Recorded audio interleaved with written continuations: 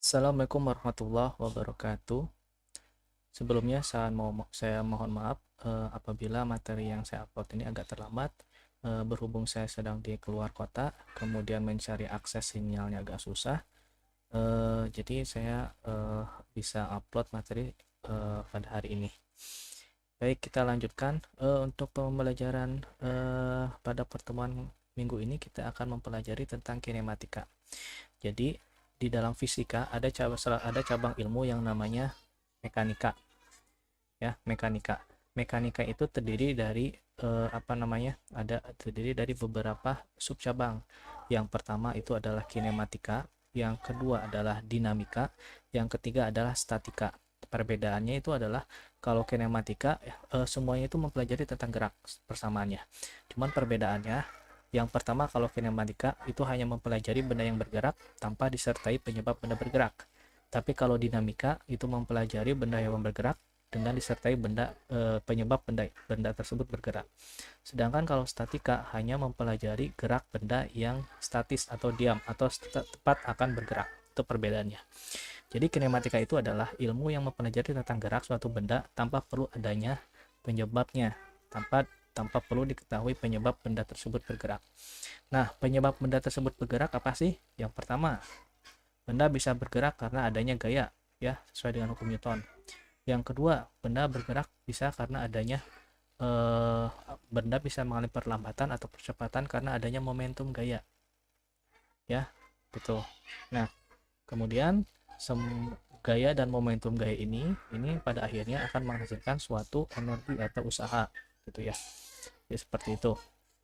Baik, kita masuk kepada topik definisi gerak. Suatu benda dikatakan bergerak jika benda tersebut mengalami perubahan posisi. Misalkan ada benda di posisi satu, ya, posisi satu. Nah, ini pada detik kelima, misalkan detik kelima. Kemudian benda tersebut bergerak ke sebelah kanan, posisinya menjadi posisi 2. Tuh. Ini pada detik ke-10. Nah, di kinematika tidak mempelajari bagaimana benda tersebut bergerak. Yang pasti, yang penting itu adalah benda tersebut bergerak dari posisi 1 ke posisi 2. Nah, karena benda tersebut telah berpindah posisi, maka dia disebut bergerak. Nah, posisi adalah letak atau kedudukan suatu titik terhadap acuan tertentu. Jadi posisi ini bisa kalau kita ibaratkan garis bilangan ya seperti ini ya. Nah, acuannya misalkan ini titik nolnya, ini titik 1, ini 2, misalkan ini 3, 4, 5. Nah, benda pada posisi 1 ini misalkan ada di titik 2. Sedangkan di sini misalkan ada di titik 5. Nah, itu adalah posisi. Jadi posisi itu adalah kedudukan suatu benda terhadap sistem koordinat atau koordinat acuan tertentu. Bisa koordinatnya kalau satu dimensi garis bilangan, kalau dua dimensi sistem koordinat kartesian seperti ini ya. Ini X, kemudian Y. Kalau tiga dimensi bisa sistem koordinat kartesian, bisa juga sistem koordinat kutub. Baik. Nah, di kinematika ini ada beberapa subtopik, subpembahasan yang akan nanti kita pelajari. Yang pertama kita belajar tentang gerak translasi, gerak lurus, yang kedua gerak rotasi, gerak berputar. Nah, di translasi dan gerak rotasi, variabel yang diukur di dalam gerak tersebut adalah kalau translasi, yang pertama itu adalah jarak atau perpindahan. Nah, jarak atau perpindahan ini adalah bersifatnya linear. Jadi, hanya pada satu bidang atau satu garis tertentu. Kemudian kecepatan, kemudian percepatan, waktu, ya. Nah, kemudian massa, gaya, dan momentum. Baik. Nah, pada khusus kajian kinematika, variabel massa, gaya, dan momentum ini tidak diikutkan di dalam pembahasan kinematika. Ini muncul pada pembahasan dinamika. Nah, sedangkan untuk gerak berputar, variabel yang akan kita pelajari itu adalah perpindahan sudut. Kenapa sudut bukan jarak? Karena geraknya berputar. Kalau berputar, maka yang berpindah apa sih? Yang mengalami perubahan itu adalah sudutnya, bukan jaraknya atau posisinya.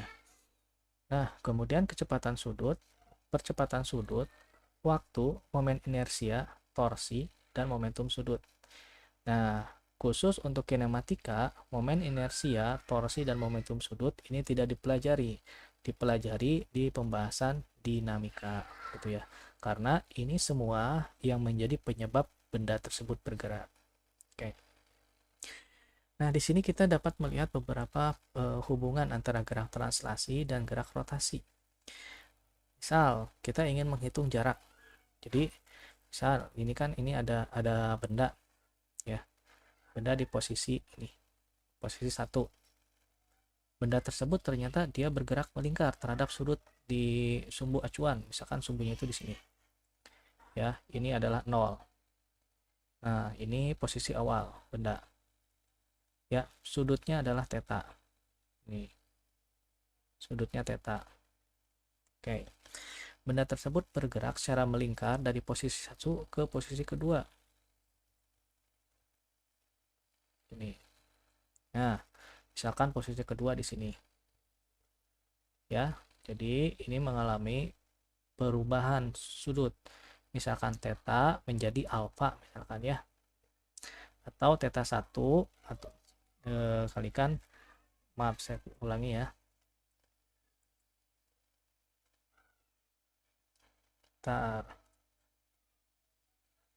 Bukan alfa ya. Ini theta 1. Misal dari theta 1 menjadi sudutnya theta 2. Nah, seperti ini. Nah, bagaimana hubungan antara gerak translasi dan rotasi? Apakah kalau benda yang bergerak melingkar ini mengalami translasi? Ya, kenapa? Karena busur yang ini, yang garis putus-putus ini, busur ini dia adalah lintasan benda tersebut secara translasi. Kalau sudut, dia secara rotasi. Jadi hubungan keduanya itu adalah untuk jarak. Jarak itu yang mana sih? Ini lintasan ini. Lintasan ini adalah jarak. Nah, lintasan ini adalah jarak. Jadi S, ya, S ini sama dengan R kalikan theta. R itu mana? R itu adalah posisi benda ke sumbu titik 0 atau sumbu atau ke titik acuan. Ini adalah R-nya.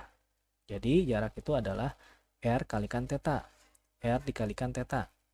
Theta yang mana? Tentu saja theta. Kalau kasusnya seperti ini adalah delta theta. Theta 2 dikurangi theta 1. Jadi kalau kasusnya seperti ini, S sama dengan R dikalikan dengan delta theta. Yaitu theta 2 dikurangi dengan theta 1. Gitu ya, paham? Nah, kecepatan gimana? Kecepatan itu adalah R dikalikan kecepatan sudut.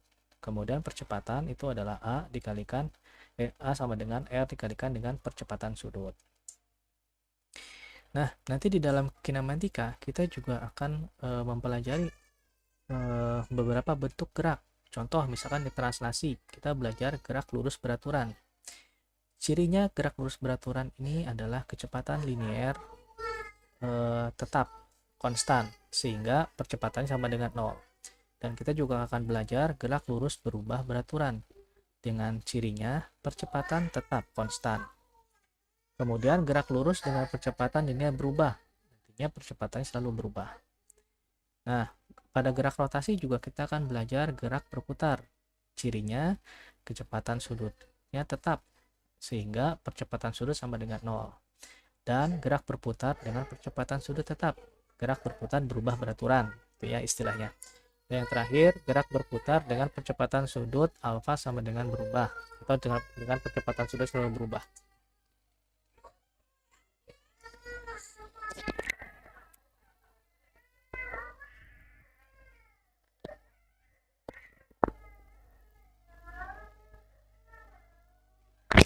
Baik, berikutnya kita akan belajar mengenai perpindahan. Perpindahan ini didefinisikan sebagai perubahan posisi suatu benda dari posisi awal ke posisi akhir. Nah, perubahan itu seperti apa sih? Nah, misalkan kita memiliki suatu benda di titik 1. Kemudian benda tersebut berubah ke titik 2. Titik 1 berubah ke titik 2 seperti ini ya. titik 1 berubah ke titik 2. Nah, di titik 1 apa namanya itu? Nilai R atau nilai vektor posisinya itu sama dengan R1 dan di posisi 2 nilai vektor posisinya R2. Maka karena mengalami perubahan posisi bisa dicirikan dengan perbedaan dari vektor R1 dan R2, maka benda ini mengalami perubahan atau perpindahan posisi. Nah, posisinya seperti apa perpindahan posisinya? Yaitu delta R, yaitu R2 dikurangi dengan R1. Nah, pertanyaannya, bagaimana kalau misalkan benda ini berpindah dengan lintasan yang merah seperti ini? Ya, lintasannya merah, jadi tidak beraturan gitu ya.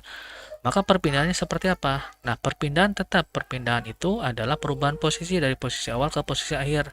Jadi yang dilihat hanyalah posisi awal dan posisi akhir saja, yaitu R2 dikurangi dengan R1.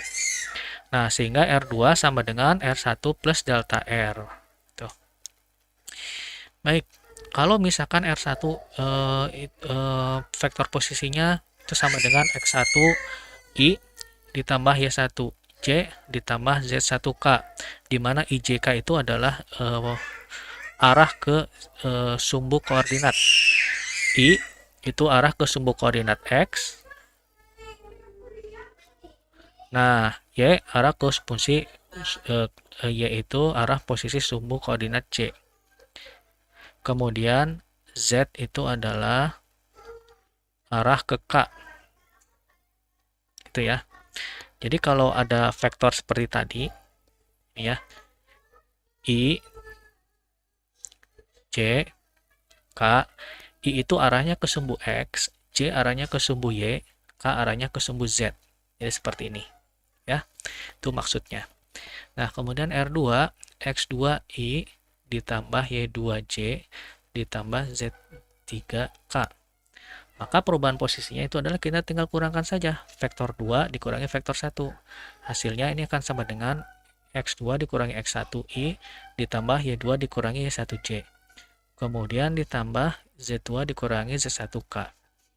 Nah, sehingga perubahan posisinya adalah S, itu adalah sama dengan, kalau kita sebutkan misalkan ini adalah X, kemudian ini adalah Y, kemudian ini adalah Z. Sehingga posisinya itu adalah seperti ini. Nah, ini disebut sebagai vektor perpindahan. Nah, dari vektor perpindahan ini, maka kecepatannya itu adalah kecepatan rata-rata itu delta R dibagi dengan delta T. Ya, jadi rumusnya jadinya seperti ini. Delta R dibagi dengan delta T. Oke, kalau misalkan ada kecepatan sesaat, delta T mendekati 0. Ya, delta T mendekati 0. Maka kalau ada kecepatan sesaat, kita definisinya menggunakan limit. Karena limit ini mendefinisikan kecepatan sesaat. Atau dengan kata lain kita menggunakan turunan. dx dibagi dengan dt. Kemudian dy dibagi dengan dt. dz dibagi dengan dt. Gitu ya. Sehingga secara umum kita bisa sebut dx per dt itu Vx, dy per dt Vy, dan dz per dt Vz. Nah, sehingga definisi percepatan rata-rata adalah rumus yang ini. Oke, nah ini kalau misalkan ada percepatan sesaat, rumusnya caranya sama seperti tadi. Kalau misalkan ada limit, kita menggunakan turunan ya, diferensial, seperti itu.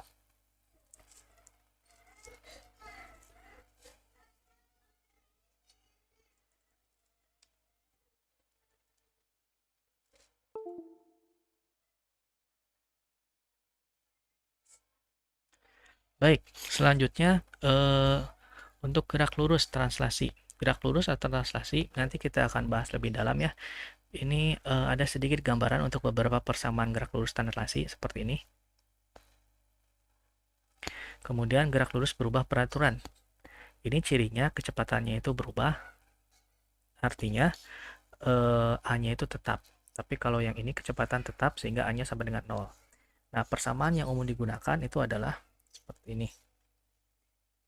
Ini ya, kemudian yang ini. Nah, kalau lurus berubah beraturan adalah ini, kemudian ini.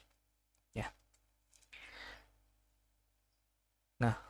Ini juga yang rumus umum yang biasa dipakai. Nanti kita akan bahas di pertemuan selanjutnya ya. Ini sebagai gambaran saja beberapa persamaan yang dipakai di dalam gerak lurus beraturan dan gerak lurus berubah beraturan.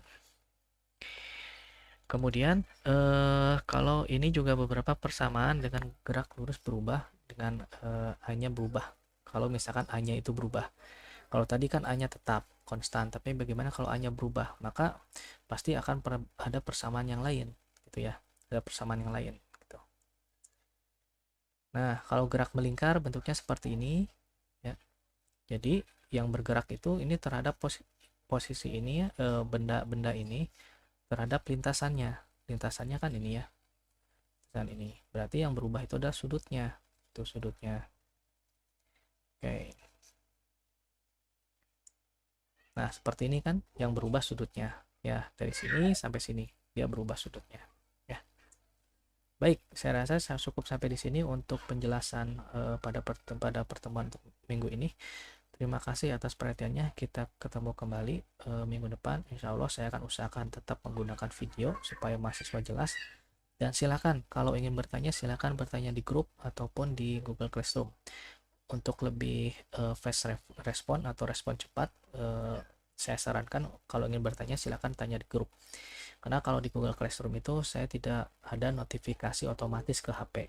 Ya, terima kasih atas perhatiannya. Wassalamualaikum warahmatullahi wabarakatuh.